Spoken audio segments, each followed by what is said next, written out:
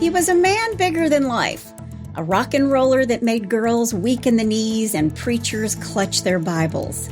But was he a killer? 7 wives and 2 mysterious deaths, but only one would go in front of a grand jury. But did the facts really come to light? In the world of rock and roll, they say anything worth doing is worth overdoing, even marital bliss. This is the story of Shawn Stephens and her husband of 77 days. This is Jerry Lee Lewis, the killer or the killer. Hey y'all, I'm Chris Calvert. And I'm her husband, Rob Potterworth. Welcome to Hitched to Homicide. For better or worse. Till death do us part.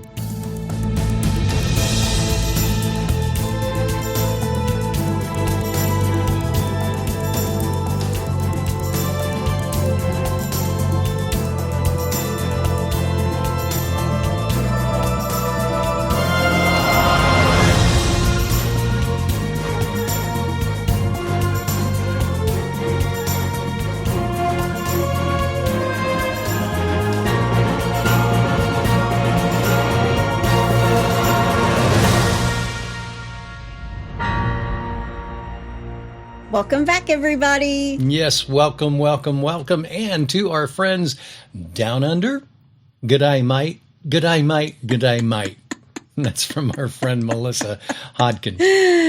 Well, thank you, Melissa, for yes. your suggestion. Yeah. We appreciate it. Yeah, she sent us a little text and said, can you say g'day, mate, to all of our friends? Because I'm from guess where? Well, wherever you're listening, be sure to like, rate, and review, and subscribe anywhere you listen to podcasts. You can also watch us on YouTube. Yes. And you should go join the In-Laws and Outlaws, our please. closed Facebook group, if you want to hang out with like-minded true crime people. Yes. It is very much a family. It's wacky true crime family. It is. Yeah. Well, this day has been coming for a long time for me. Okay.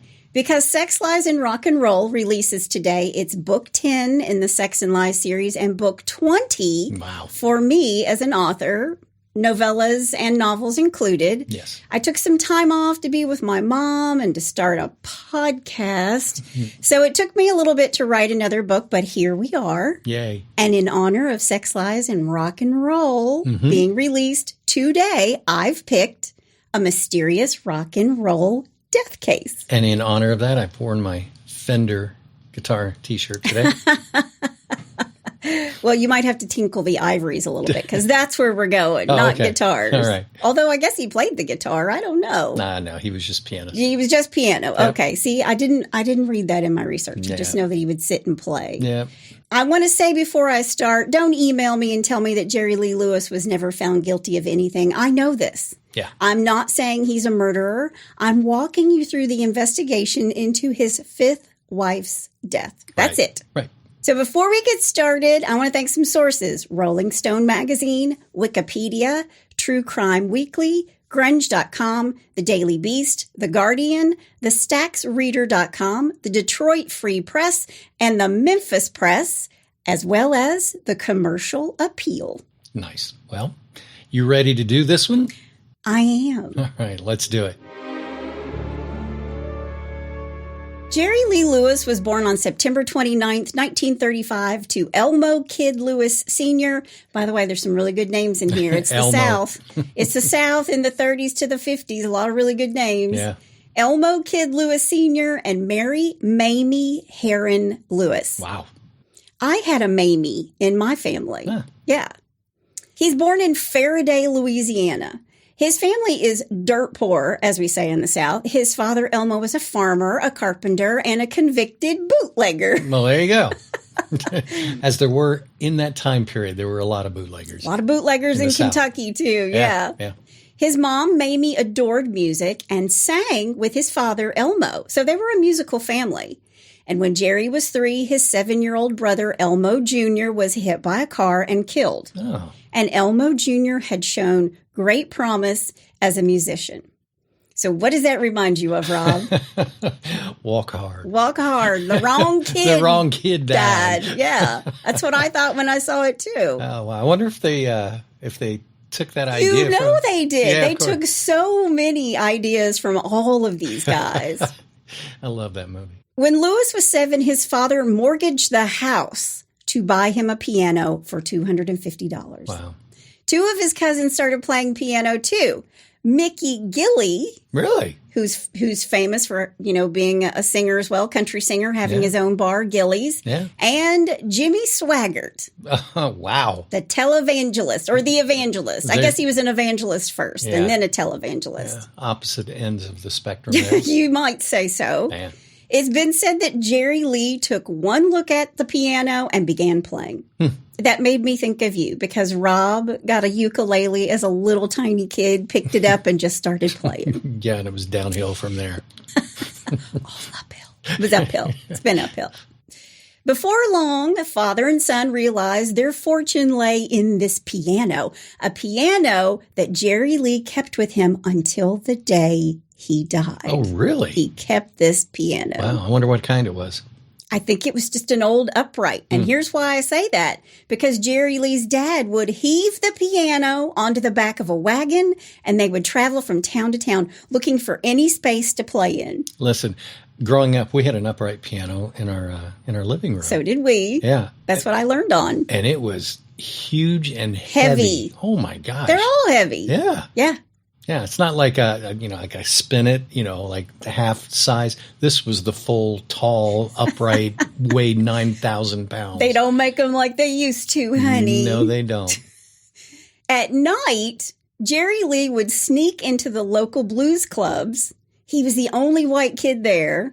He'd hide under tables and he would listen to the music. All right, this is walk hard. A little bit. A little bit. Okay, sorry, go. By day, he would play gospel piano for the faithful in the Texas Street Assembly of God. Then he'd sneak off to a tonk, which is short for honky tonk, on the, quote, black side of town, end quote, to revel in the devil's music at Haney's Big House. Good for him. I love that story. I think that's just amazing. In 1949, when he's 14 years old, Jerry Lee has his very first public performance. It was with a country and western band at a car dealership in his hometown of Faraday.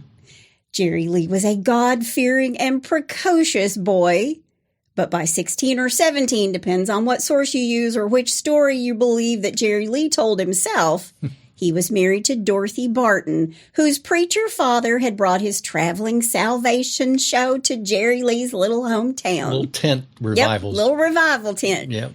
Now, Jerry Lee almost became a preacher himself, to which I'm thinking, Thank God. Thank you, Jesus. Yeah. Yeah. Yeah, I'm sure God was going, we got enough right now. Yeah. We're full. Yeah, go play that piano. There's no room in the inn. But Jerry Lee went off to the Southwestern Bible Institute in Waxahachie, Texas. But rock and roll got the best of him. The audacious Jerry Lee played a boogie-woogie rendition of My God is Real at the church assembly.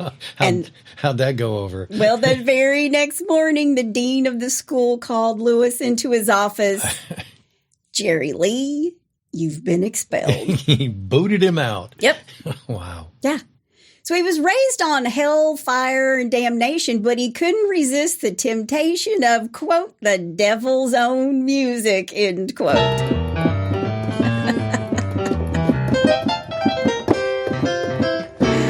Now, after that, Jerry Lee went home and started playing at clubs in and around Faraday and Natchez, Mississippi.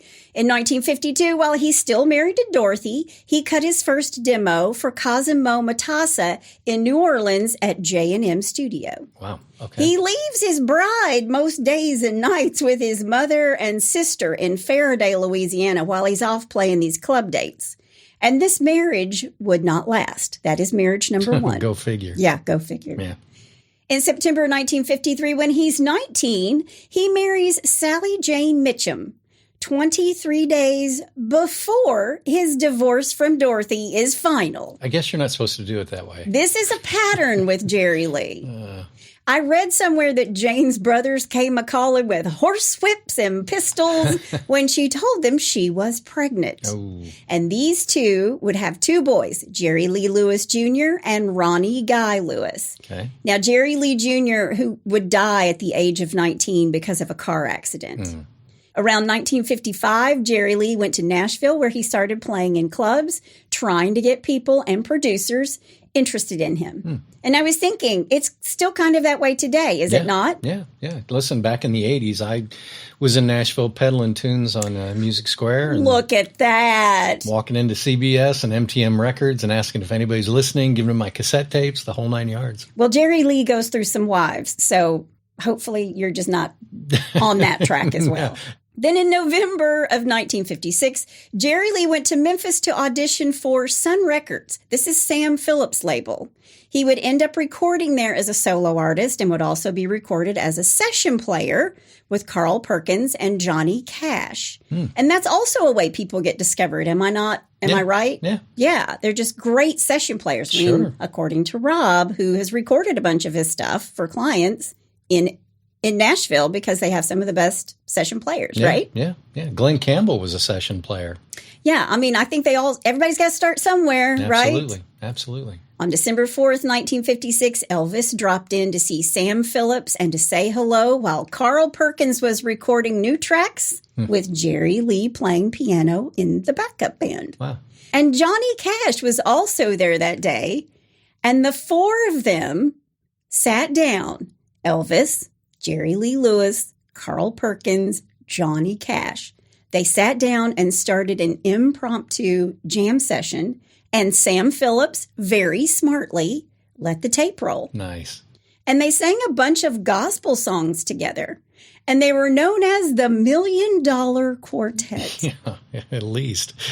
There's some pictures of this. Yeah, I've seen those pictures. It's very cool to see them all sitting around the piano. And they're just jamming out, just hanging out and playing. And it's funny, you think about it, because, I have musician friends and stuff, and we get together and you just kind of sit there and, doodle and noodle on your instruments and sing and all that stuff. And you're just friends. And that's what these guys were. They were just friends. Yeah. And this reminded me a little bit of a party that happens in Kentucky the night before the Kentucky Derby. Oh, yeah. And there are tons of stars that come out, movie stars, but musicians come as well. And I have literally seen Travis Tritt, ZZ Top, and Josh Groban on the stage together. Wow. And then Michael McDonald joined in, and they were just singing each other's songs and having the best time. Yeah, Michael McDonald is in my top 3 favorite musicians, singer-songwriters. I love Michael McDonald. So it's just sort of that thing. Yeah. They're all these very accomplished musicians, and they're just sitting down and jamming together. But that's when I read that, that's what it made me think of. Yeah. Michael McDonald was I guess he played session stuff in Nashville. That's where he came from.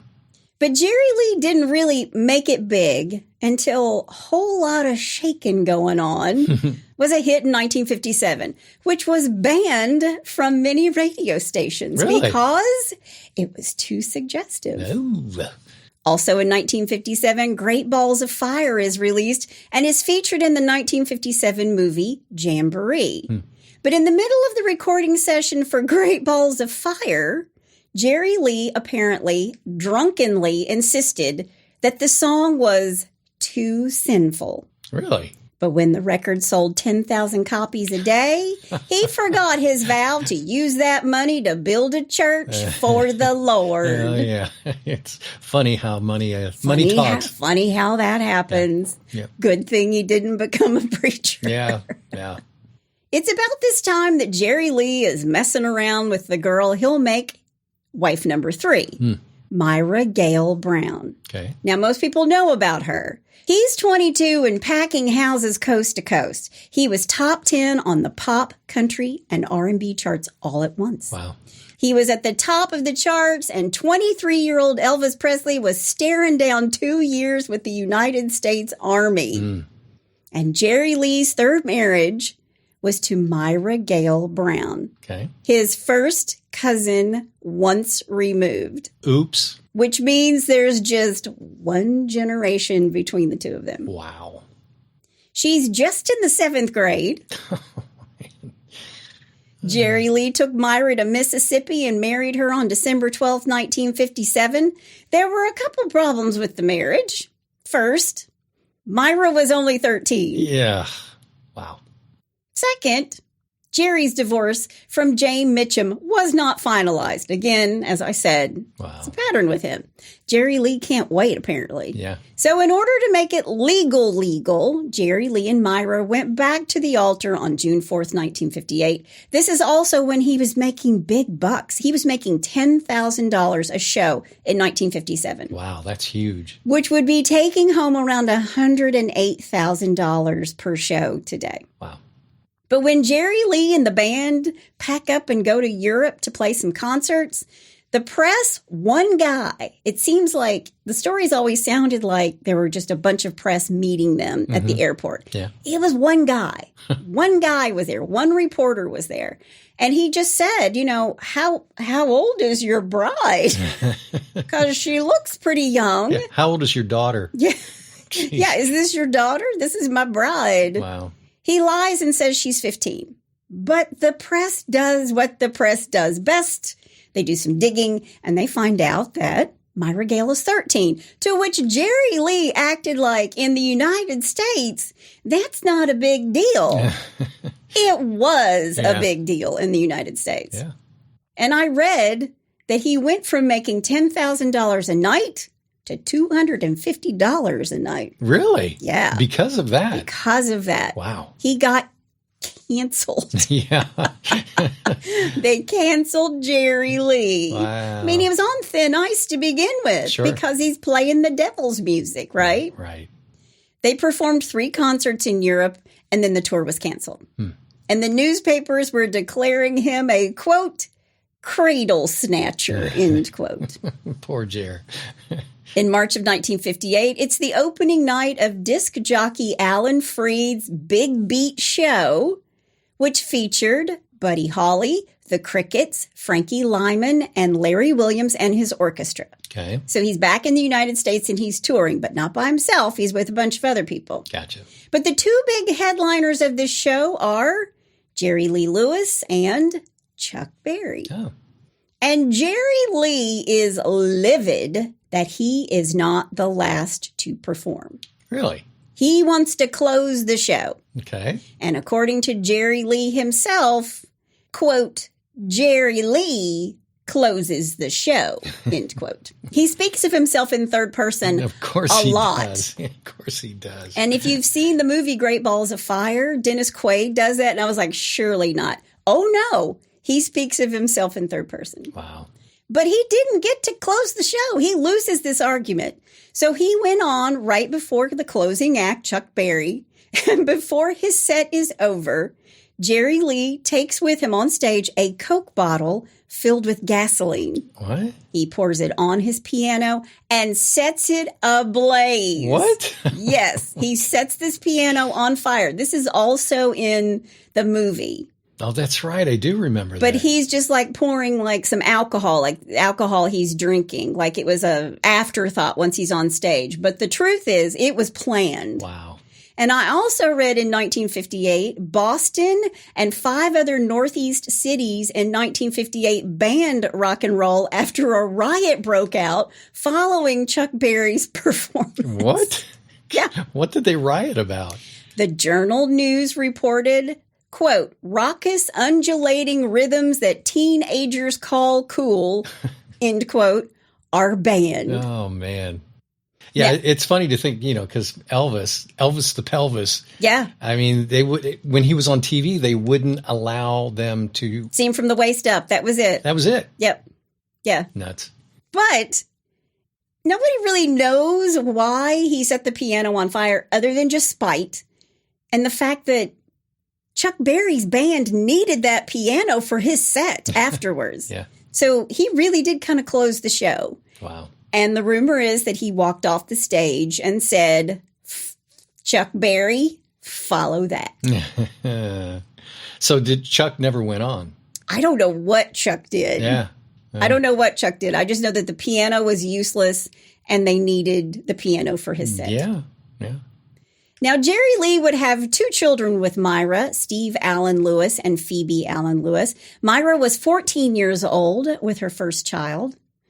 I did read that it was true that she packed her belongings in a dollhouse when she moved in with Jerry Lee. It was the biggest suitcase she owned, the biggest container she owned. Wow. Their first son would drown in a swimming pool at the age of 3. And Myra would say that she had been subjected to every type of mental and physical abuse. And once, when she called the police after Jerry and his band showed up, they were all night drinking, came back, drinking, gambling, and a fight breaks out. Okay.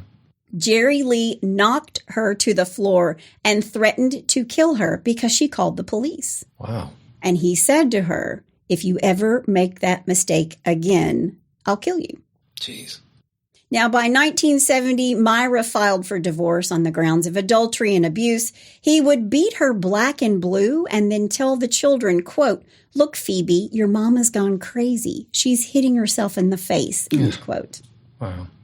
Yeah. Wow. So now I'm kind of painting you a real picture of Jerry. Yeah. Jerry Lee. Yeah. A year later, in 1971, Jerry Lee married Jaren Elizabeth Gunn Pate. Now, these two would be married for about 11 years and had 1 daughter in 1972.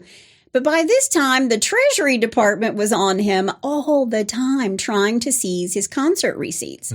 And the IRS raided his house. And they took his guitar cases and his musical instruments. They sold his cars, his furniture, televisions. Wow. And while they're there, they find a little bit of weed and a lot of cocaine. Really? Wow. In September of 1976, while watching television at his wife's house, Jerry Lee accidentally shot his own bass player, Norman Owens, in the chest with a .357 Magnum handgun after announcing, quote, "I'm going to shoot that Coca-Cola bottle over there or my name ain't Jerry Lee Lewis," end quote. Did he kill him? Shot him in the chest, but he lived to tell the tale. Wow, with a .357. .357. In the chest. Mm-hmm. And lived. And lived. Yeah, that guy, he just used up all of his 9 lives. Yeah, I mean, the guardian angels were watching out because Jerry Lee was in the room. Man.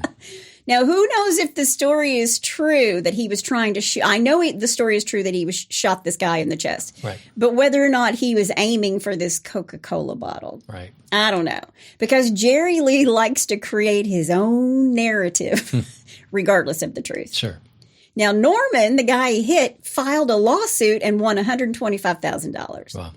2 months later, on November 23rd, 1976, Jerry Lee tried to crash his Lincoln Continental through the gates of Graceland. What? He's drunk and waving a .38 pistol, threatening to, quote, "blow Elvis away," end quote. Do you think Jerry's got any kind of mental issues? He's got some issues. Chewy. Jerry Lee has issues. Man. Now, there's several versions of this story. Jerry Lee would say that Elvis actually called him to come over and that the bartender in the Memphis bar gave him, from behind the bar, a loaded gun and a bottle of champagne, as bartenders might be known to do. Yeah. Really? Yeah. Okay, really? All right.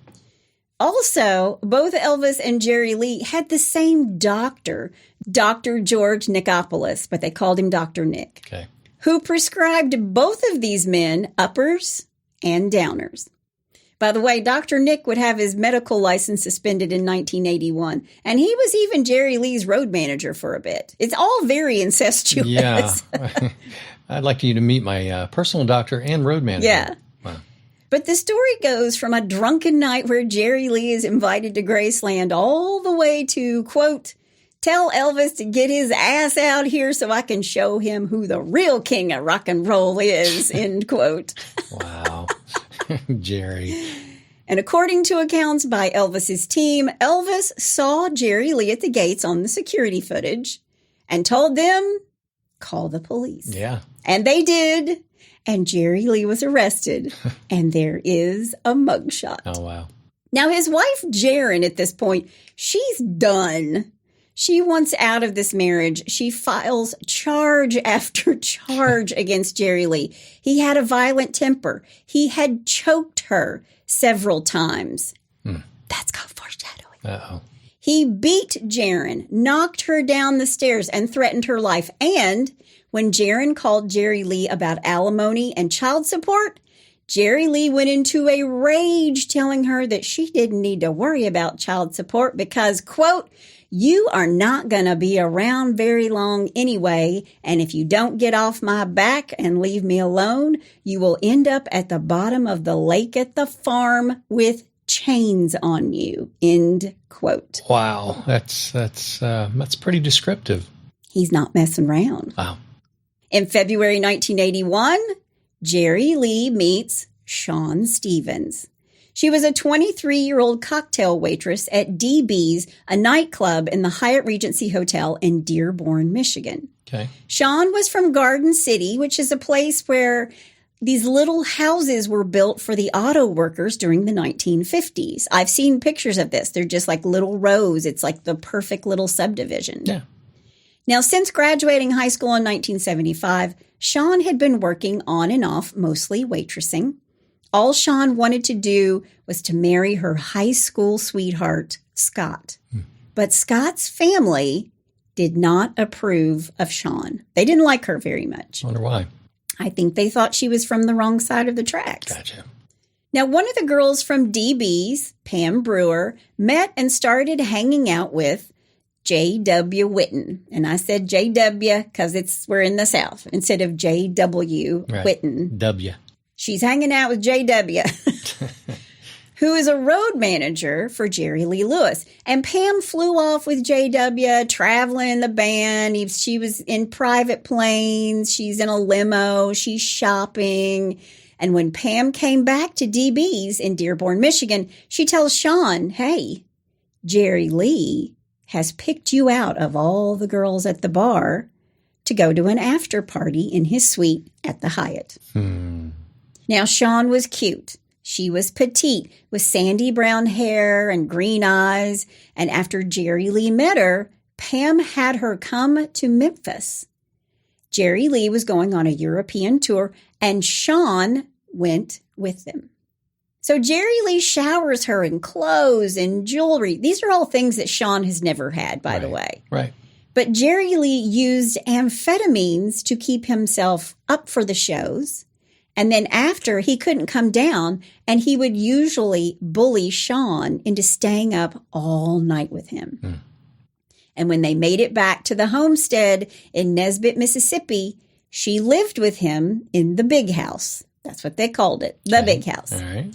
There was a pool shaped like a piano and a lake out back with jet skis. I'm assuming that's the lake where he threatened his wife with putting chains on her. Shawn would be outside most of the day in the sun wearing her little bikini. You know, she's on vacation, basically. Sure. So she would do that until Jerry woke up in the afternoons, and they'd go to Jerry Lee's favorite spot, Hernando's Hideaway. These names are just amazing. Hernando's Hideaway was 15 miles north of Memphis, Tennessee.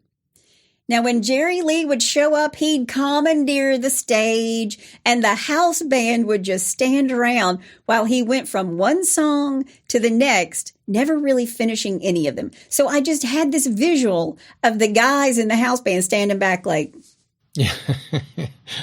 when's he going to be done? You know, arms crossed. When's he going to be done? Actually, if they were the house band, they're going, keep playing. You're fine. You're fine. We're good. We're good. But Jerry Lee, he would make people on the dance floor angry because he would start a song, but he wouldn't finish it. He'd like go into something else. Yeah. And so people started walking off the dance floor. And I guess one night he said, quote, you stupid, ignorant sons of bitches, you got a $20,000 show here and y'all walking off from the killer, end quote. Gee whiz. There's that third person again. Yeah. Now, a friend and former DB's girl, Beverly Lithgow, says, quote, Shawn told about one of the first times they went out to dinner down in Memphis, and this girl came over to the table and asked for Jerry Lee's autograph. So he gave it to her. And she came back again and started talking with him. So the third time she shows up, Shawn finally grabs this woman by the hair, pulls her down to the table and said, quote, He's with me tonight. Leave him alone, end quote. Wow. And Shawn said Jerry Lee loved it. He was all about it. That was just amazing.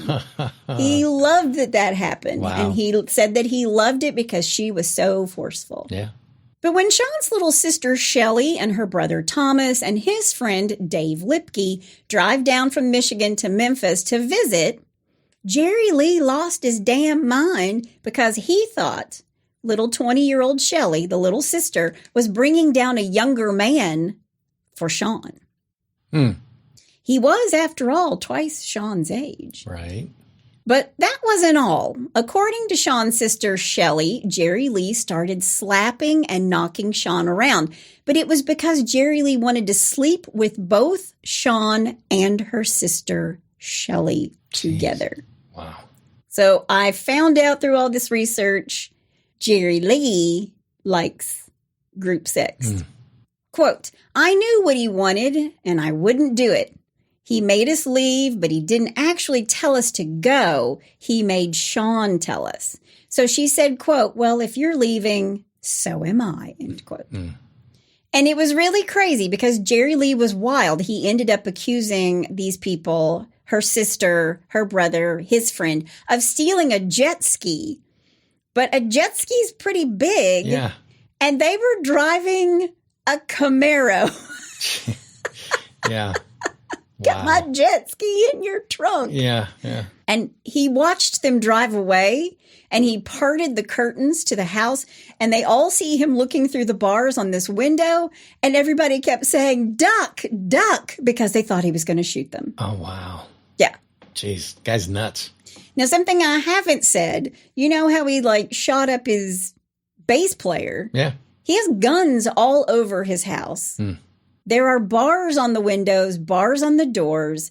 There is glass that is broken where bullets have gone through the glass. There are bullet holes in basically every room. So he's a bit paranoid. He's a shooter. Yeah. He likes to shoot his gun. Wow. In the house. Wow. Later, Shawn called to calm him down, but it wasn't working. And part of that was that Jerry Lee was probably in great pain. Because by July 4th, 1981, Jerry Lee was in the hospital. What for? Well, they'd removed most of his stomach and had given him about a 50-50 shot of surviving. Really? Too much booze, drugs, hard living. Yeah. And it seemed as though his hard living was catching up with him. Sure. And while he's laying in bed at Memphis's Methodist Hospital, what do you think he's doing? He's on the brink of death. They're giving him a 50-50 shot. I have no idea. He's praying. Oh, yeah. Okay. He's praying to the Lord Jesus, the Holy Ghost, God, Moses, anybody he thinks will listen. Yeah. Because Jerry Lee saw the error of his ways. Okay. He made peace with his God and a pact with the Lord to devote his life and talent to the Lord's work. If the Lord would give him more time. Okay. Now, after he pulls through, Jerry Lee would say in interviews that it was, quote, the turning point of my life, end quote. When he's out of the hospital, he lays off the booze and the pills for a while. I was going to say, how long did that last? He would sing gospel to the crowds, and he started calling Shawn Stephens again. Okay. She'd been living with her sister and her high school love, Scott, in Texas. But things weren't going so well, and by the fall of 1981, these three were heading back to Michigan. And when she's back home again in Michigan, Jerry Lee continues to call. Gotcha. She takes a job working as a secretary, and she's still in love with her high school sweetheart, Scott. And Scott's parents still didn't approve of her, and he wasn't crossing that. Okay. Yeah. So Scott didn't want her. Right. This is what Shawn's feeling. Scott doesn't want me. Right. But Jerry Lee did. He'd give her anything, and he'd meet her anywhere. That's what he tells her. Okay. In 1982, Jerry Lee was playing a venue in Michigan. When he flew in on a private jet, Shawn, her sister, brother, and mother met him on the tarmac. Her family rode with the band, and Shawn rode with Jerry Lee in the limousine. He wanted to marry her. just as soon as he could be free of Jaron. He's still married. Yep. And it wouldn't be long, because on June 8th, 1982, just before the divorce settlement between Jerry Lee and Jaron is finalized, she is found dead in a Memphis swimming pool. Oh. Jaron drowned just weeks before the divorce would be final. Okay. Now, don't forget, remember he said, quote, Yeah. you are not going to be around very long anyway, and if you don't get off my back and leave me alone, you'll end up at the bottom of the lake at the farm with chains on you. Right. She just ended up at the bottom of a swimming pool. Okay. Now, the thing was, according to Shawn's mother, Shawn loved one man, Scott. She wanted to marry him. She wanted to have a family with him. But he would not forgive her for going off the first time with Jerry Lee Lewis. Now, meanwhile, Jerry Lee is calling and telling her, look it, I'm free of Jaron. Yeah, because she's dead. Yeah. He told her he wanted an answer from her by the time he came back from Europe in the spring of 1983. That's when he would be back. And after Jerry called again from overseas, Shawn packed her bags and left saying she was going to marry Jerry Lee Lewis. Wow. But not before having a bachelorette party where she told one of her girlfriends she was marrying Jerry Lee because, quote, and I'm sorry here, quote, he has a big dick and a lot of money, end quote. Well, that's pretty much straight to the point. Yeah.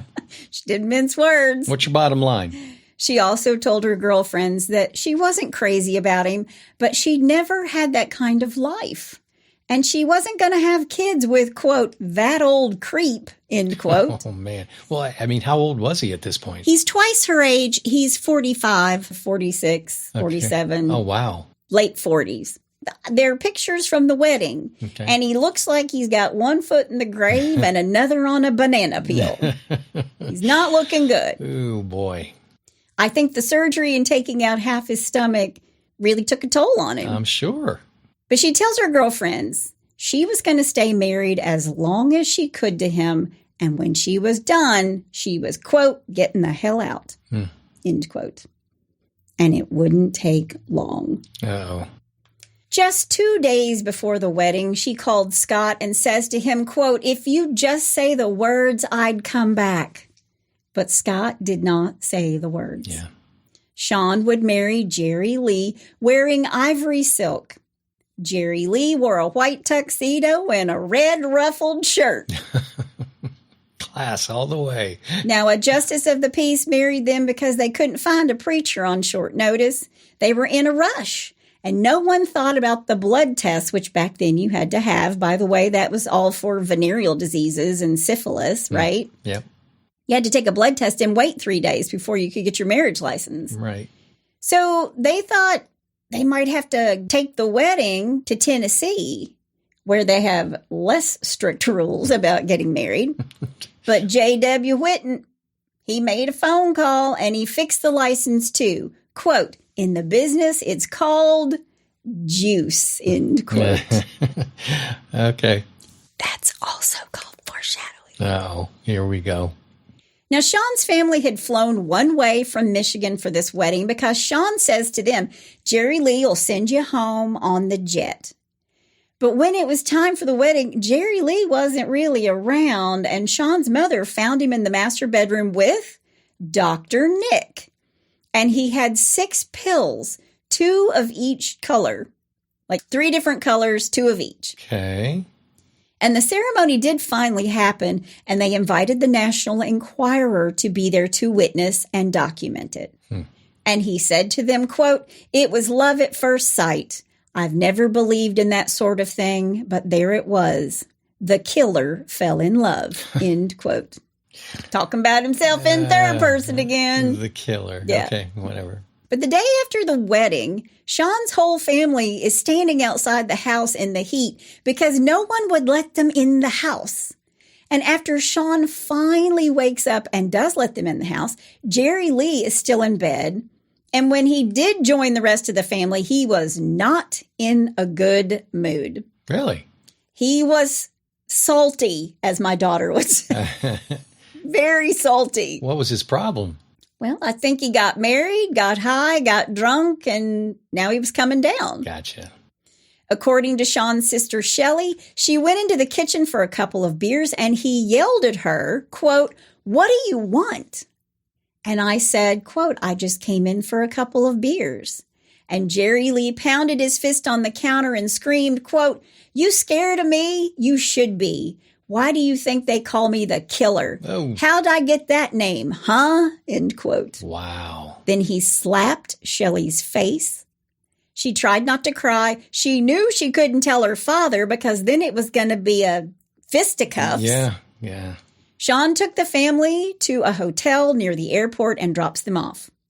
But Shawn's family didn't have money for plane tickets home to Michigan. And they couldn't get a rental car to drive back to Michigan.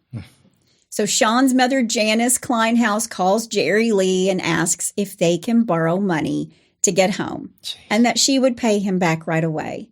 And Jerry Lee said, quote, "I don't want no money back from you," end quote. Wow. He and Shawn came by a couple of hours later. Shawn was crying when they meet the family at the airport. Shawn gets out of the car, puts $1,000 cash into the palm of her mother's hand, and Jerry Lee kept the motor running in the car. He didn't even get out, didn't look their way, nothing. Jeez, is he bipolar or, just... He's knucking futs, that's for sure. Yep. Shawn would tell a friend that life with Jerry Lee was like jail. She was being watched all the time, and he was a completely jealous person. And that is an understatement. Yeah, I was going to say, yeah. I mean, Jerry Lee is very much rules for thee, but not for me. Yeah. Yes, very much so. Yeah. Jerry Lee had a concert in Nashville, Michigan. There's a place called Nashville, Michigan, on August 28th, 1983, just weeks after their wedding, and Shawn invited her sister Shelley for a visit while she's waiting to get into her new apartment. And on Shelley's first night at Jerry Lee's home, they all went to Hernando's Hideaway. Jerry was in a good mood. He was laughing and joking with Shelley. He's dancing with his new bride, Shawn. And when they left the bar at 4 a.m, jeez, he's in his late 40s. Who could party till 4 a.m? Yeah. Maybe once a year. Yeah. Maybe once a year. Yep. But Jerry Lee wasn't ready to go to bed. And back at the house, he played the piano. New recordings were played for Shawn and her sister Shelley. And when one song came on and he started playing, it was called One and Only You. He pointed to both girls and said, quote, "This is dedicated to you," end quote. Now, I don't know about anybody else who's got sisters, who's got a husband who's a musician. But if Rob dedicated a song to me and my sister, I'd be like, what the hell, man? What the heck is that? I'm the wife. Yeah, bad move, Jerry. Attention needs to be paid here. Yeah. Not a good thing, Jerry. But he did it because he wanted to sleep with both sisters together. Wow. And Shelley goes to bed. She's like, "I'm out. I'm going to bed. I'm tapping out. I'm done." Shelley goes to bed. And when she gets up the next afternoon, because, they're going to bed at 4 and 5 in the morning, Jerry is still up and he still hasn't slept. Jeez. And Jerry's sister, Linda Gale, and her children come over for a visit. And when Jerry Lee comes out to the pool where Shawn and Shelley are sitting out in the sun in their little bikinis and stuff, quote, he said something like, "I think you girls better get your shit together." And then he hit me on the thigh and slapped me across the face. Gee whiz. Shawn sat up to say something, and he hauled off and backhanded her across the face, too. Wow. He hit her hard. So he hits the sister first. Right. Then goes for the wife. Wow. And then he just looked at them really crazy and walked off into the house again. I think he's pissed because he didn't get what he wanted that night. Of course, yeah. Now, Shelley tells her sister, "Listen, I'm out. Again, I'm leaving. Yeah. And this time, I'm going to the police." But Shawn said it's not a good idea to go to the police down here because they were, quote, with Jerry, end quote. and they would find a way to charge Shelley with something, not Jerry Lee. Wow. So Jerry Lee really has sheriffs and politicians and DAs. They're all in his back pocket. Sure. So Shelley decides just to leave. No police. But her sister tells her to wait because, quote, I'm not staying if you don't. I don't know what he'll do to me if I go back in that house. And Shelley tells her sister Shawn to get your stuff together because I'm leaving. Right. With or without you. Yeah. Shelley's out. Right. Speaking of herself in third person. Yeah. Shelley tells Jerry Lee that she's leaving, to which he replies, quote, go, get your ass on out of here. Get walking, end quote. Mm. And then he mumbled something about her just being a bunch of trouble. Now, according to Shelley, Shawn took up for her sister saying, she's been as quiet as a mouse since she's been here. And Jerry didn't hear this. He was over by the record shelf and he started yelling, speak up. What'd you say about me? And he grabbed some albums out from under her hands, out from under Shawn's hands, and he smashed them to the floor. Then he knocked her across the room. Gee whiz. Linda Gale, Jerry Lee's sister, sees all this and she's like, bye. Yeah. I'm taking the kids. Yeah. Bye. She's yeeting on out. Thanks for a good time. Gotta She's go. done. She's gone. Wow. Shawn is whimpering and saying to him, you're so mean. What's wrong with you? And she sits down in this big chair and he picks up a set of keys and he throws them at her. He hits her in the forehead with these keys. And she bent down to get the keys and she told him, quote, I'm leaving with Shell. I'm not staying here with you. So he tells her, quote, I'll show you leaving. He grabs her by the front of her robe and he hauls her off down the hallway. He says, quote, you're my wife. I'll kill you before you leave me, end quote. Man. Now, Shelley leaves the house on foot. She's got nothing. She leaves the house on foot. She hitches a ride to the nearest store and she calls her father. And back in Detroit, Shelley calls her mom, too, to say, look, this is what happened. Yeah. And she leaves out the part when she's telling her mother about the group sex. Gotcha. Now, at 3:30 a.m., August 23rd, 1983, Shawn calls her mother, saying that she's leaving Jerry Lee. And when her mother says, we can talk about this tomorrow, because it's the middle of the night, she's calling her mom. Yeah. Shawn tells her mom again that if and when she can get away from Jerry Lee, she's leaving.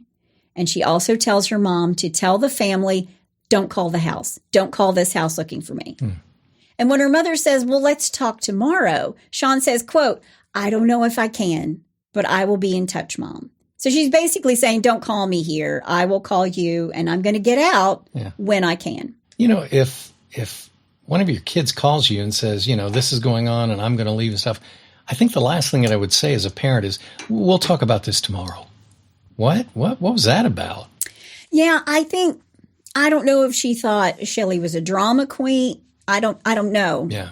I don't know if she thought she was overreacting. Yeah. You just don't know. Sure. Hindsight is 20/20, and I have seen interviews with her parents. They're very regretful about everything. Yeah, I'm sure. That same night, Jerry Lee is seen sitting alone in his Cadillac. He's stuck in a ditch off the exit ramp of the freeway that leads to Memphis. Think he'd been drinking? Probably. Yeah. The sheriff's office is called, and 2 deputies are on the scene where Jerry Lee told them to fetch his tow truck man, David Camp, a guy who is also the campaign manager to a man named James Albert Riley, or Big Dog, who is running for sheriff. These names, gee whiz. Yeah. Wild names, all very incestuous. Yeah. And I don't mean in the sexual way, right. Just the business dealings. Sure. They take home Jerry Lee and they tow his car. There's no breathalyzer test. There's no sobriety test. And the whole thing is not even recorded in the department logs. It's just Jerry. And it was apparently nothing new. Yeah. And it was thought of as a community service. Okay. Now, anybody else out there drinking and driving, car in a ditch? Yeah. Your ass is going to jail. Yep, big time. Meanwhile, Shawn, after hanging up the phone with her mother, calls Scott's sister.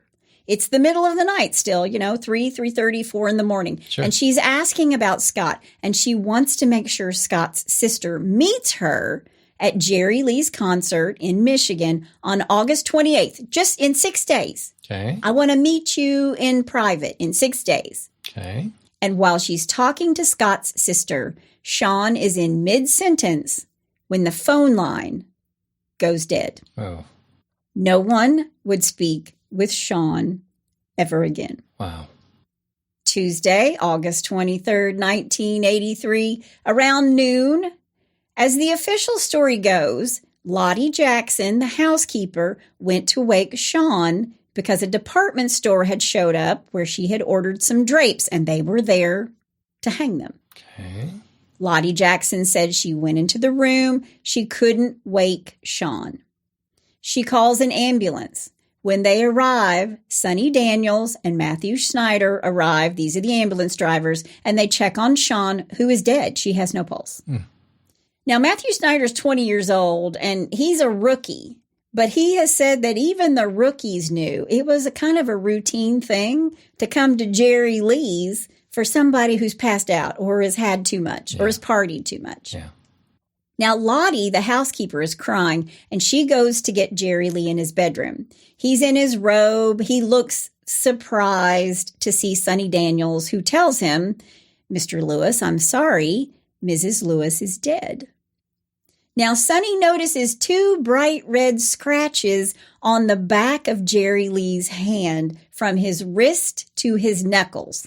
Something got him good. And he even said it looked like a cat, like a bobcat got to him. Yeah. Now, Jerry Lee asks if he's sure. Are you sure she's dead? Is there anything they can do at the hospital? And Sonny tells him if there was something could be done, we would have already taken her. Yeah. Then Jack McCauley, the deputy sheriff, shows up at that moment. It was lucky that he was patrolling on Malone Road when the ambulance made its turn for Jerry's house. Because according to the Rolling Stone magazine article, this is not Sheriff McCauley's ordinary patrol area. He just happened to be there that day. It's all coincidence. That morning. Yeah. Yeah. Sonny, the ambulance driver, was going to tell Jerry Lee there would need to be an inquest. But Jack McCauley takes over and says, "Clear the room, clear the room." And Sonny didn't remember Jack introducing himself to Jerry Lee. And Sonny, this little ambulance driver who's new, is thinking, oh, these 2 guys know each other. They do.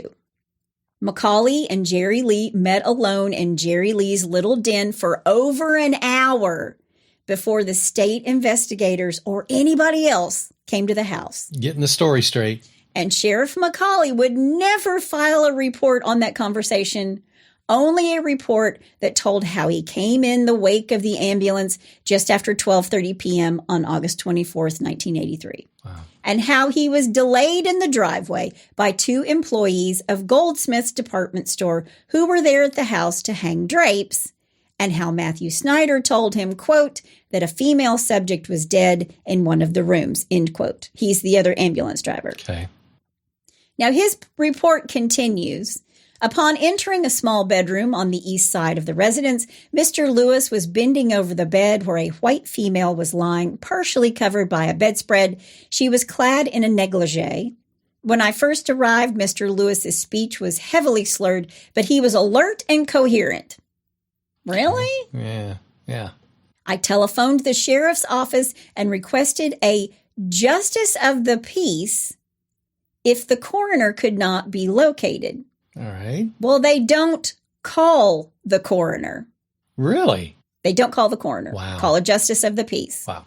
And they did this because this sheriff says there's no visible causes of death, and because Mr. Lewis's bathrobe contained apparent bloodstains and he had a cut on his wrist. Right? Yeah. All hinky. Yeah.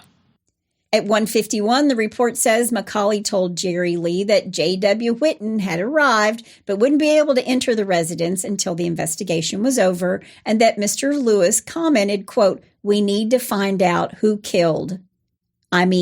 how she died, end quote. Oops.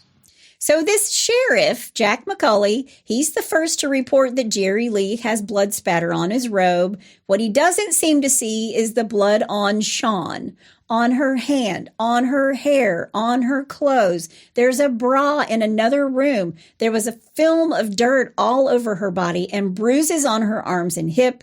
She had broken fingernails with dirt or dried blood underneath them. But none of this made it into Sheriff McCauley's report. I guess he didn't feel like that was important enough. Well, they didn't make it into the report yet. Hang on. Not yet. All right. The ambulance driver, Charlie, tried to call the coroner. He's like picking up the phone. This is what you do. I'm calling the coroner. Yeah. But Sheriff McCauley said things could get too public, and he wanted, quote, radio silence. He didn't want anything going out over the radio. Jeez.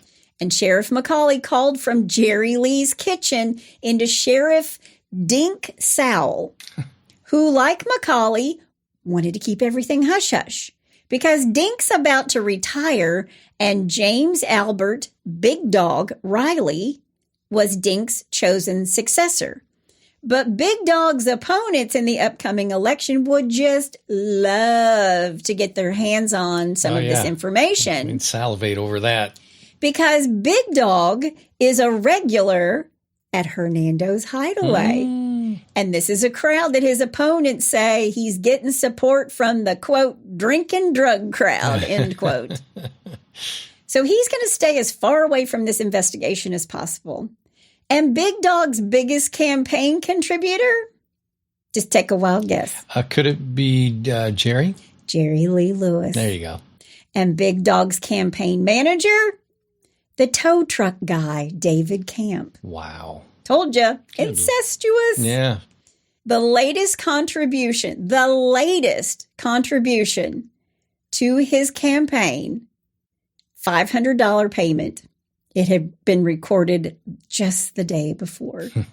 But somehow, records of this transaction will disappear from the courthouse files. Magically disappear. So these two, McCauley and Dink Sowell, they turn the investigation over to the Mississippi Highway Patrol and get the case out of DeSoto County.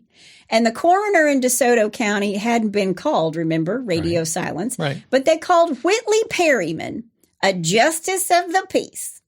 Now, old Whitley had signed plenty of papers at Jerry Lee's house because whenever Jerry Lee was in trouble, he never went in front of a judge.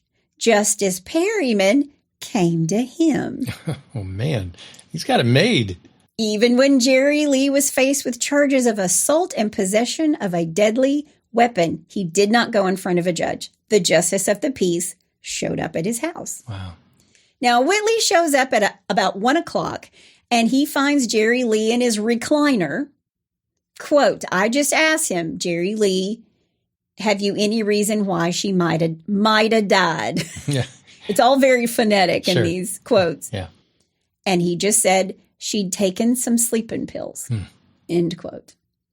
Now, Whitley was supposed to hold a coroner's inquest, convene a jury of 6 citizens to take testimony and determine the cause of death. But the sheriff told him there's not going to be an inquest. There'd be an autopsy. So why would there need to be a coroner's jury?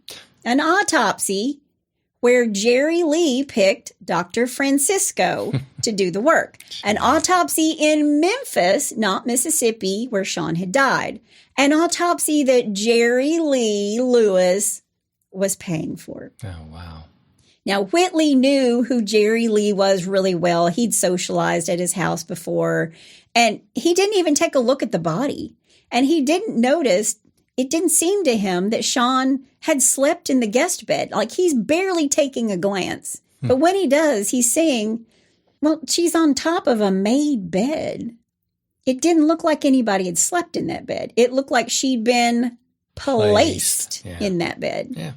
Sheriff Sowell called the county attorney, William W. Ballard. Bill Ballard. Wait, I got to correct you on that. W. Oh, William W. Ballard. See, I learned real quick. You did. Bill Ballard saying he wanted a legal paper authorizing an autopsy. So Bill Ballard drafts this agreement ensuring that all autopsy information is going to be given to him. And Sheriff Sowell told Jerry Lee that he'd already contracted for the autopsy with Dr. Jerry Francisco, the same man who only witnessed the autopsy of Elvis Presley, but then went out with the consent of the other two pathologists and told the press that Elvis had died of cardiac arrhythmia and that absolutely no drugs were involved. Oh, jeez. Wow. So Dr. Francisco's going to cost a bundle, far more than the county's $260 limit for an autopsy. Yeah. But Macaulay had taken care of that. He and Jerry Lee had agreed that the killer, which I thought was kind of funny, the killer would pay. And because of that, it would remain a private report. And it never needed to be placed in a public file. Wow. You pay for it, you keep it. Yeah. Now, while all this is happening, Jerry Lee's just in his lazy boy waiting for it to be over. He wasn't weepy.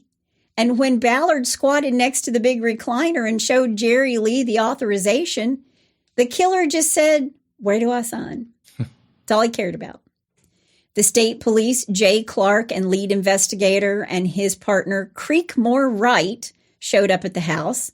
Later, Creekmore is going to say that the place gave him the creeps. There were bars on the doors and windows and bullet holes in the walls all throughout the home.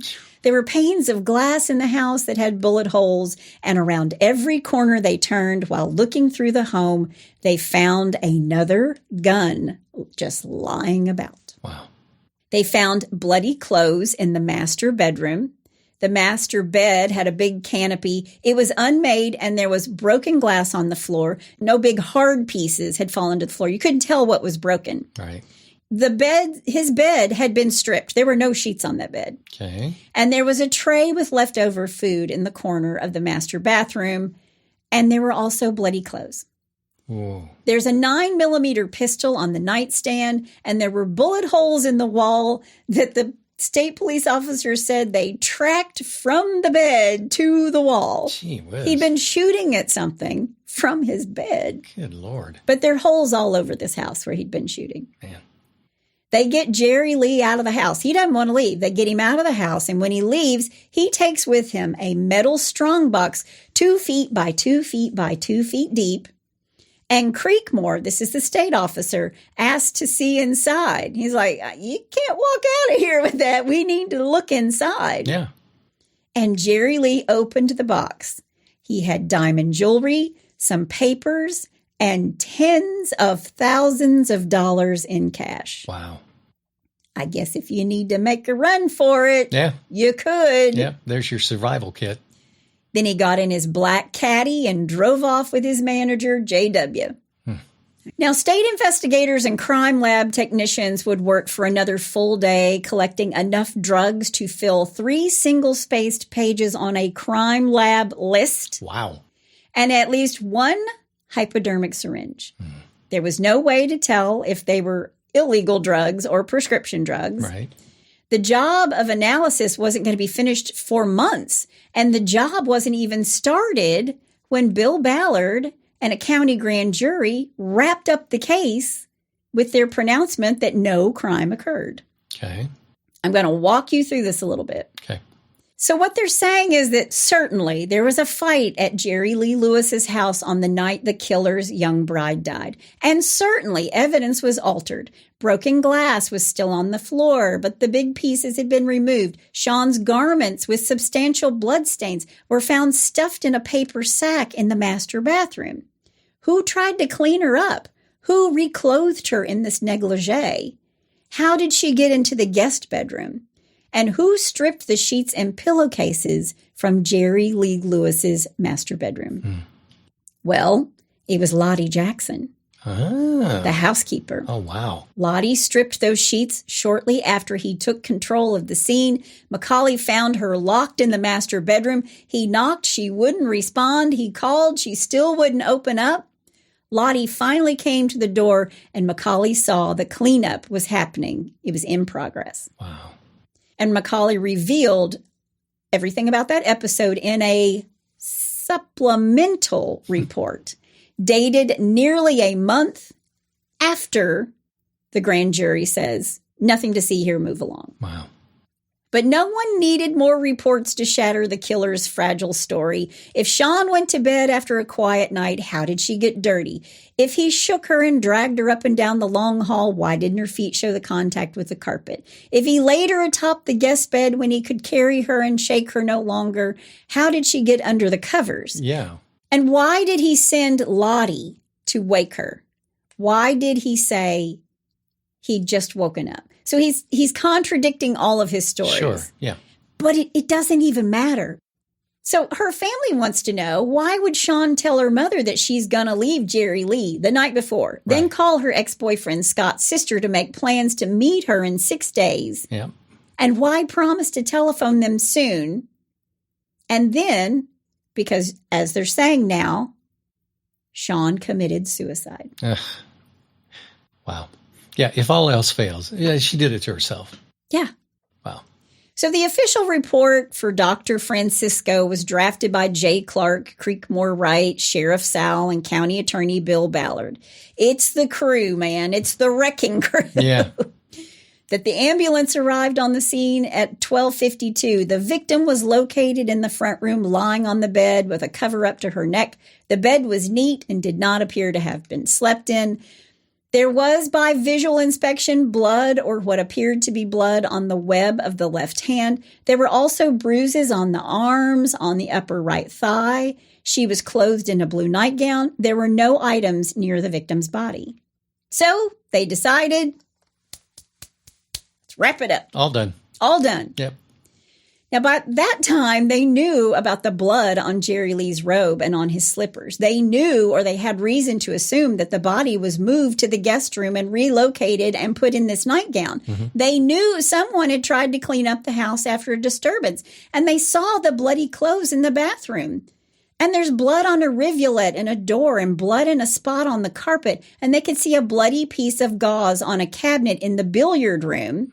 Where they were writing the report. They're sitting there writing this report. There's evidence all around them.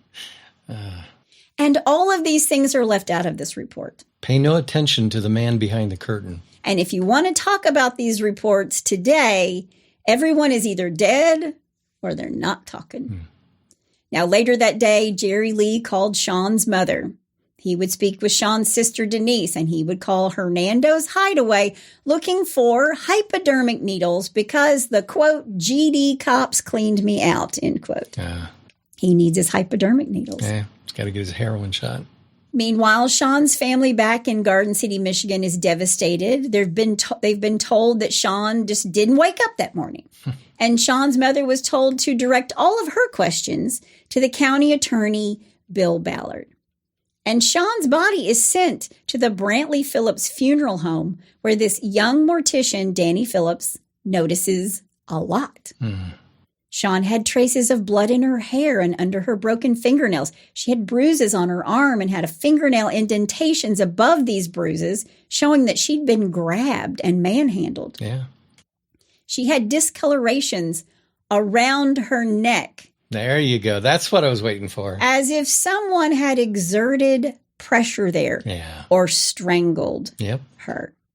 Danny tells this to the press, and the county attorney, Bill Ballard, was not happy about it. I'm sure he wasn't.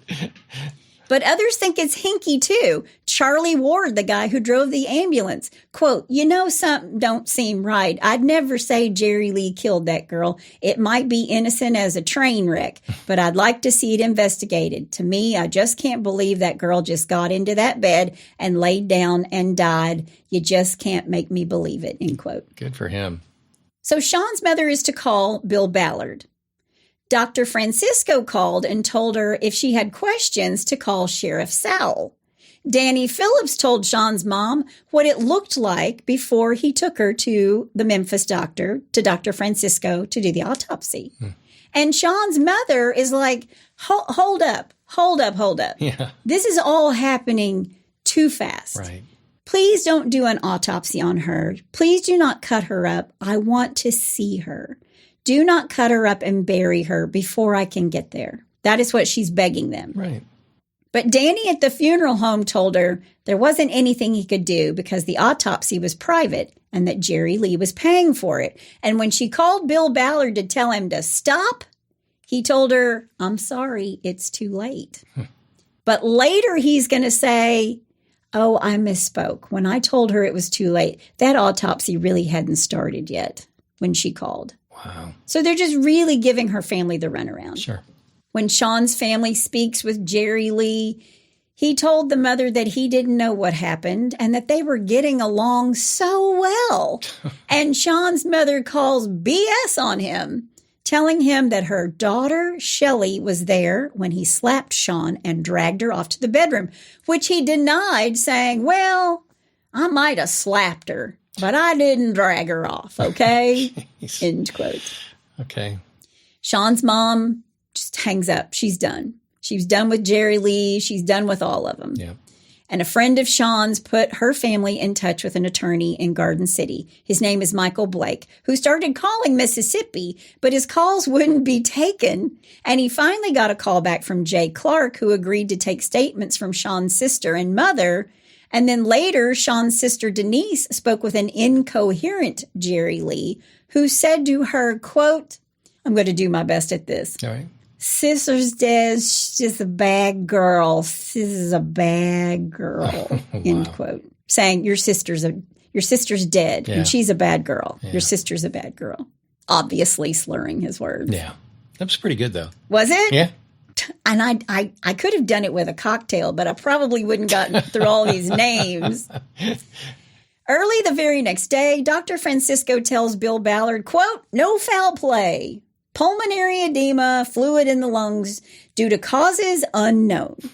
It was consistent with a drug overdose, but he said it would be some time before the drug scans, the tox reports, would be completed. Wow. So Francisco got Shawn's body out of the lab within hours, back to the funeral home. The embalming had to be hurried. The body was due in Jerry Lee Lewis's county in Faraday, Louisiana on Friday night. Okay. And Shawn had better look good for the funeral on Saturday, the 27th. 4 days. This has all happened in 4 days. Jeez. Which under suspicious circumstances is unheard of. Yeah, exactly. Sheriff Sowell would release his account of the Shawn Lewis death. Jerry Lee had cut his finger on some glass, and that was probably responsible for the blood on Shawn Lewis's hand. The bruises were superficial, the kind that anybody might have. She'd been up during the day, which is why she laid down on an unmade bed. There was nothing to indicate that anybody had been attacked, no marks of violence of any kind. Nothing to see here. Move along. Now, they didn't know when the autopsy would be completed. Didn't see that there was any emergency now since the autopsy had removed so much of the urgency because according to the sheriff, quote, a lot of questions have been answered at this time, end quote. And with the drug scans after the autopsy, Francisco found what he wanted. He called Bill Ballard to tell him fluid in the lungs resulted from an overdose of methadone. Oh, wow. Which is a synthetic narcotic most commonly used to wean junkies off of heroin. Now, who was looking for a hypodermic needle? Yeah. Oh, wow. Now, it might have been a suicide or an accident. It didn't matter which, as long as it wasn't a murder. Right. But it was Jerry Lee's methadone, and she had 10 times the dose in her system. Wow. And later, that young mortician would say he thought he saw a track mark in the crease of her arm. Jeez. Now, Bill Ballard put out the news. Autopsy links Shawn Lewis's death to methadone. That's the headline. And the evening paper said Lewis's wife killed herself. Official feels. Then Ballard later went out and said his quote, "I believe it was a suicide. She was no stranger to drugs," end quote. Wow. And no stranger to drugs was supposed to be, according to him, off the record. So they buried Shawn after a funeral at the Assembly of God Church after Jerry Lee took a rosary from Shawn's hand put there by her family. So he doesn't go to visitation. Jerry Lee doesn't go to visitation. Shawn grows up Catholic. Her family is very Catholic. And while they see her in her casket, they place a rosary in her hand. And when he sees her the next day, right before the funeral, he says, "Who the F put that there? Get that shit out of there." Wow. And he yanks it out. Jeez. Now, the funeral was more about Jerry Lee than it was about Shawn. Well, surprise. Yeah. And Jerry Lee's story was that they were just a-talking and a-watching TV. She went to the bathroom and she said, quote, "I took some sleeping pills." And he said, "Well, how many? You didn't take too many, or I'm going to call the ambulance." And she said, "No, it wasn't that many." Wow. And then people came to hang the drapes. They wake Jerry up, and that's when he tried to wake Shawn up because it was her project.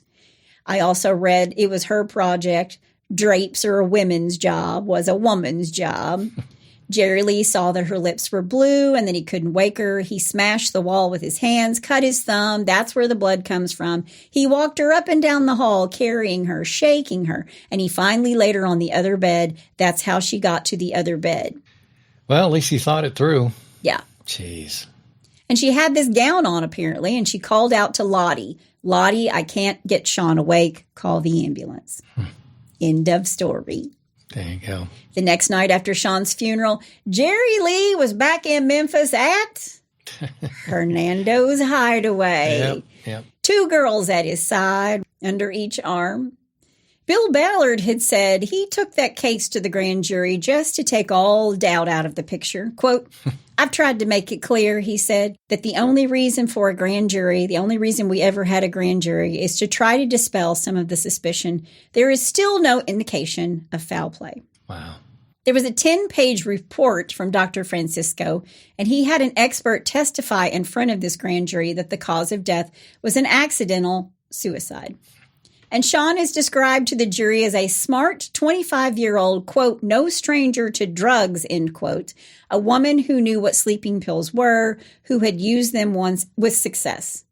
But that night, Dr. Francisco described her taking 10 to 20 tablets of a drug she'd never been known to use. So which one is it? Yeah. Is she well known to drugs? Did she take sleeping medication on a regular basis? Right. Did she not know how many she was taking? None of it adds up. And she's planning on leaving. She's going to leave him. Yeah. The grand jury only met for 3 hours on September 21st, 1983, and the only witnesses were Jack McCauley, the guy who took charge at the scene, and he told the EMTs what to do, Jay Clark, the lead investigator with the Highway Patrol, and Dr. Francisco. And then it was all over. Wow. They didn't even have Jerry Lee on standby to testify in front of the grand jury. And Jerry Lee is very happy with the results. The vote was 9-3. The people thought it was suspicious. One thought Jerry Lee should go to trial. Now, Jerry Lee would marry 2 more times, Carrie McCarver in 1984, just a year after his 77-day marriage to Shawn is over. Wow. They would divorce in 2005, and finally Judith Brown, the ex-wife of Myra Gale's brother, becomes his final wife, his 7th and final wife. Man. Now, Jerry Lee wouldn't do much during the 90s and during the early 2000s because he was in such poor health. And he was unhappily married to Carrie, and no one would produce his work. But then he made 3 commercially successful albums of duets, mixing rock and roll and country, and he went on tour. He's an old man on tour. Jerry Lee Lewis met his maker on October 28th, 2022. I didn't want to say he died because he's meeting his maker. He was 87 years old, and Jimmy Swaggart conducted his funeral service. Wow. I can't believe he made it to 87. I'm not done. Uh-oh. Hang on. Okay. Then in January of 2023, Jerry Lee is dead and gone. A woman named Dawn Garlock came forward. She had a story to tell about Jerry Lee in the late summer of 1983. Dawn said she had been basically abducted in Memphis and taken to the home of the killer, Jerry Lee Lewis. Present that night, wife number 5, Shawn. Dawn is convinced that the reason Shawn died was because she was helping her that night in DeSoto County, Mississippi. This was music to Shawn's family's ears because they always knew something wasn't right. Right. She died the night she told her mother she was leaving Jerry Lee. And after DeSoto County washed their hands, they said there's nothing to see here. The family went to the FBI. That didn't come up with much. But in 1984, Rolling Stone published their story that I relied on heavily for this podcast by Richard Ben Cramer. And Geraldo Rivera even did a story for 2020 where he said, quote, "We're not accusing Jerry Lee of committing a crime," end quote. I am not either. I'm just telling you this story. Right. But for Jerry Lee's part, speaking of himself in third person, he said, quote, "There is no way Jerry Lee Lewis could ever or would ever think of taking another person's life," end quote. Nevertheless, this Dawn Garlock, whose name was Dawn Fallon at the time, told the Detroit Free Press in January of 2023 what happened. Her story is difficult to confirm or deny with the law enforcement records that are available, which are pretty sketchy. Right. But Dawn's story begins at Hernando's Hideaway. She and another waitress friend who worked together at Bad Bob's then went to Hernando's Hideaway, which was about a mile away. Okay. And her friend asked her if she wanted to go outside and smoke a joint. And she goes out the door, and sitting in the car there, her friend is getting into this car, this Cadillac, and she said, "Come with us." And driving the car is Jerry Lee Lewis. Yeah, who Dawn actually recognized that it was him behind the wheel. Right. And she said the moment she got in this car, she regretted it. And she said, "Listen, just turn around. I want to go back. I forgot my cigarettes." And Jerry Lee Lewis said, quote, "I will get you some," end quote. And then they sped across the Tennessee border. And when they got to Jerry Lee's home, Dawn said she thought Jerry Lee was just going to get something and come back to the car. But then she saw Shawn open the door. And Dawn and her friend got out of the car. They go inside, and Dawn remembers Shawn putting an album on and dancing around and sitting in her husband's lap, in Jerry Lee's lap. Okay. And when Jerry Lee and Shawn left the room, Dawn tried to call her mother to come pick her up. Mommy. Yeah, come get me. Come get me. But Jerry Lee walked back into the room, took the phone from her hand, and hung it up. Wow. Then he threatened her, quote, "You don't know who I am. I can have you arrested for trespassing," end quote. Jeez. Wow. Then, according to Dawn, she looked at Jerry Lee and said, "Look, I don't like you. I don't like your music. I want to go home." Wow. Now, can you think of anything worse to say to Jerry Lee Lewis? Yeah. That pretty much would seal your fate.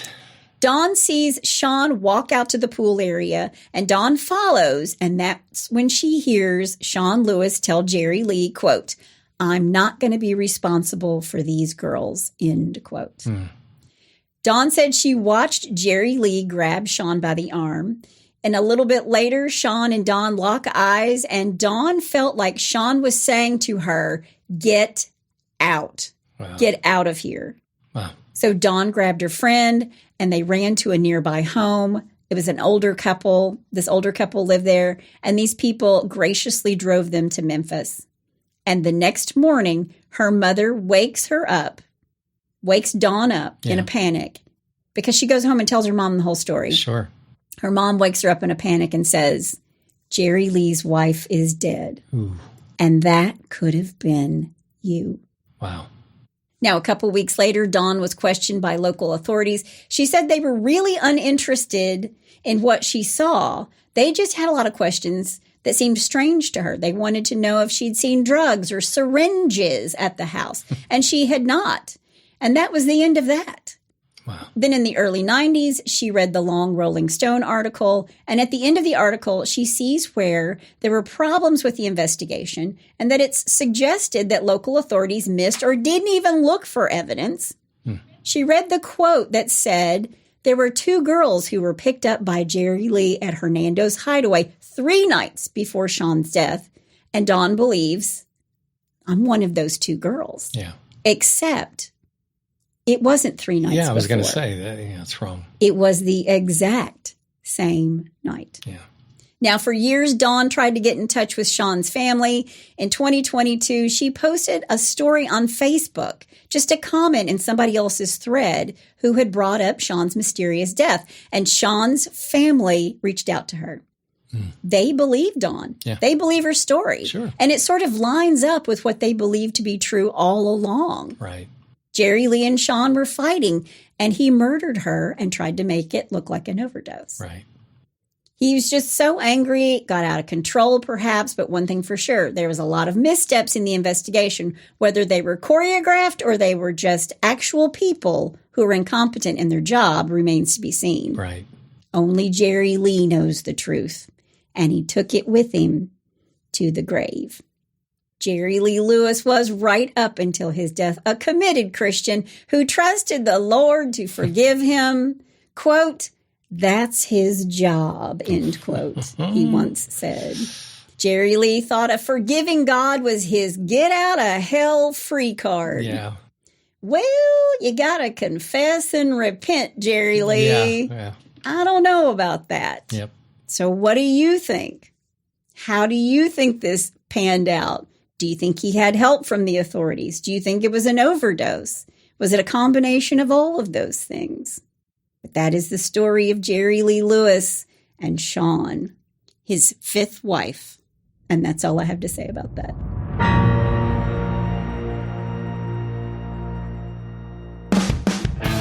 Hey, Hitched to Homicide listeners, the wait is over.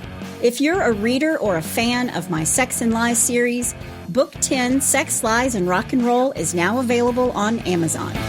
With a successful tour and 2 years of sobriety under his belt, rock star Noah Hart is ready to put his secrets and the past behind him. That is, until his former bandmates and business partners are murdered one by one, and suddenly he becomes the prime suspect. When FBI agent Louisa Hathaway is assigned to the case, no one, including her partner, is aware she carries her own secrets, including an undeniable infatuation with rock and roll's bad boy, Noah Hart. As the body count rises, Agent Hathaway is torn between unraveling the truth and falling for the man who might be the killer. Don't miss this new book, Sex, Lies, and Rock and Roll, by me, Chris Calvert. Only on Amazon. Rock and roll will never die, but it might kill you. Jerry Lee giving musicians a bad name everywhere. Here's the thing. I love his music. Yeah. I love his music. I always loved his passion on stage. Yeah. And listen, when he was 80, there are pictures, he still had his foot up on the piano playing. Yeah. So Yeah, he was a showman. He was very much a showman. Yeah. So much passion for that, but just lost in a lot of ways. Yeah. Yeah. Well, it sounds like a lot of it had to do with drugs and alcohol, and he just, you put the combination in with people who aren't stable to begin with, and it can just be a disaster, which it was. We can only hope that the Lord forgave him in the end. Exactly. Well, let's lighten it up a little bit with some other maniacs, with a little Bless Your Heart. Well, bless your heart. All right, this first one I'm calling The New Apple Idiot, and that is spelled with a small I, big D, I-O-T. An ID10T error. That's what I call that. Yeah. I had a tech guy say to me, "This sounds like an ID10T error," and I wrote it down. Idiot. Got it. Right. Okay. Well, a San Francisco thief pedaled his bike up to a woman on the sidewalk, snatched the iPhone out of her hands, and rode away. Dun, dun, dun, dun, dun, dun, dun, dun, dun, dun. Exactly. Unfortunately, unknown to him, the woman was in the middle of demonstrating the iPhone's new GPS tracking device, Oh. which worked. The thief was captured minutes later. How fortuitous. Exactly. Love it when a plan comes together. Exactly. Apple's like, one for us. Chalk that up. All right, number 2, I'm calling this a Molotov cock and bull story. Oh, that's a good title. Oh, yeah. Following a dispute, Craig Islesworth of Bithlow, Florida, allegedly tossed a Molotov cocktail at his neighbor's trailer's home. That's a bad idea. Well, just as the winds shifted, sending embers back onto his own trailer. Luckily, he was arrested since he no longer had a home of his own to return to. Karma. Sucks, doesn't it? That's called karma. Yeah. Okay, number 3. Just kidding. Don't you hate it when you suffer a heart attack and you think you're going to die, so you confess to a 17-year-old murder only to find out that you're not going to die, and then you get sentenced to life in prison as a result? Well, damn. Yeah. So does James Washington of Nashville, because it happened to him. All right. He's like, shit. Yeah. Wait, I was just kidding. I didn't really mean it. Okay, number 4. Parlez-vous, idiot? The victim's jewelry was missing, the electronics were gone, and a window was smashed. No wonder she was hysterical when Officer, and I can't pronounce this, Chargy Maru of Calgary Police arrived. It's French. I know. Wah ha ha. Just put some wah ha ha ha's Exactly. in front of it. You're very good at that. He did it all through France, y'all. All through France. Yes. Yeah. Okay. Then her French-speaking father called. Speaking in French, she explained that it was all a scam in order to get the insurance money. What she didn't suspect was that Officer Maru speaks 6 languages, including French. Oh, oui, oui. Yeah, so she's busted. So très désolé. I only know a few French phrases. I only know oui. Which is, I'm so sorry. Yeah. Oui, oui. Oh. There it is. I'm telling you, all through France.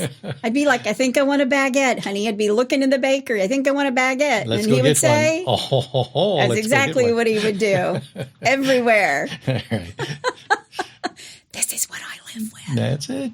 Keeps me entertained all the time. It's your cross to bear. It is. Well, if you have a bless your heart or you know someone's heart who needs blessing, go to hitchedtohomicide.com. There's a pull-down menu where you can also suggest a case. And don't forget to check out my wife's latest book. Don't forget to check out my new book. If you're a reader on Amazon, Kindle Unlimited, all the Sex Lies books are there for a short amount of time. Go check them all out, but go rock and roll, man. Yes, sex, lies, and rock and roll. That's right. Rock and roll will never die, Yep. but it might kill you. Yeah. That's the tagline for the book. Yep. The tagline for the book. Well, we're so glad that you joined us again today. That's my amazing husband out there. And that's my beautiful bride in the booth. Join us next time on Hitched to Homicide. Bye, y'all.